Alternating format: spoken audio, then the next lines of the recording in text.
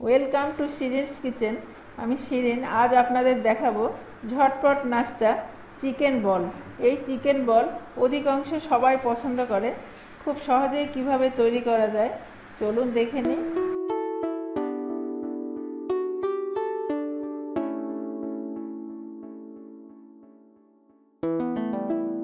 Chicken বল বানাতে যা যা লাগছে: চিকেন কিমা 1 কাপ,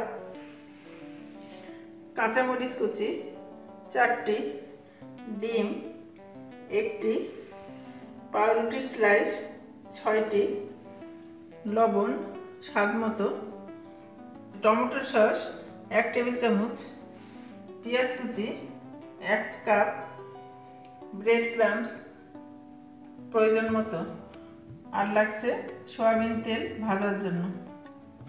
এখন আমি কিমাটাকে পেঁয়াজ দিয়ে ভাজবো, তার জন্য আমি 1 টেবিল চামচ তেল দিলাম। পেঁয়াজটা দিয়ে দিচ্ছি, একটু লবণ দিচ্ছি,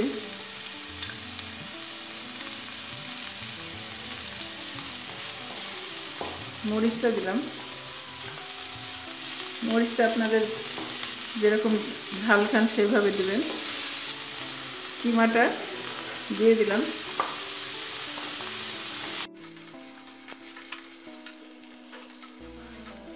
ডেসক্রিপশন বক্সে আমার কিমার রেসিপিটা দেওয়া আছে, আপনারা যদি প্রয়োজন মনে করেন তাহলে আপনারা ওখান থেকে ভিডিওটা দেখে নিন। আমি টমেটোর সসটা দিচ্ছি 1 টেবিল চামচ, আর খুব সামান্য আমি এই পিঞ্চ আমি দিলাম গোলমরিচের গুঁড়ো। আমি এটা এখন অফ করে দিচ্ছি। পাউরুটির পাশের এগুলো আমি কেটে ফেলবো। এভাবে আমি সবগুলো পাউরুটির পাশগুলো কেটে ফেলবো। আমি এখন পাউরুটিটাকে পানির মধ্যে এরকম ডুবিয়ে নেব। ডুবিয়ে নেওয়ার পরে হাতের মধ্যে নিয়ে এরকমভাবে চাপ দিব। সোজাভাবে এরকম করে চাপ দিতে হবে। এটা থাকলে পাউরুটির মুখটা লাগবে না, যেন এগুলো রাখা যাবে না। এখন আমি বল করে এর মধ্যে যতটুকু দিতে পারেন এর মধ্যে এটা দিয়ে দিবেন। দিয়ে এইভাবে চাপবো।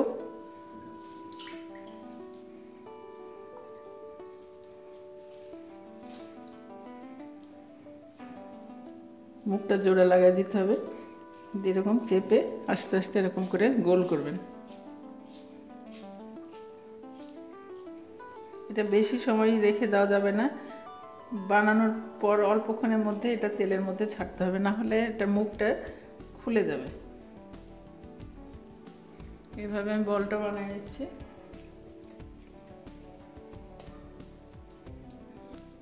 এই যে বল হয়ে গেল,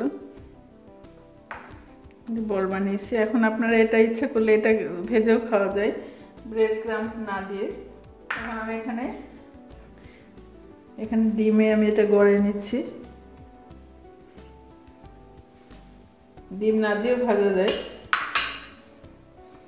আমি এটা দিয়ে এরকম বলটা গড়ায় নিচ্ছি। দেখেন কি সুন্দর বল হয়েছে। আমি 3টা আগে গড়ায় নিচ্ছি, নেওয়ার পরে আমি আবার বানাবো।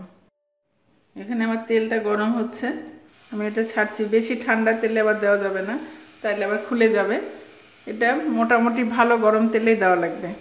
তেল যদি গরম কম থাকে তাহলে নাড়ানাড়ি করা যাবে না, একটু পরে নাড়তে হবে। জালটা শেষের দিকে একটু কমায় দিচ্ছি, না হলে পুড়ে যাবে। পুরো ভাজা হয়ে গেছে।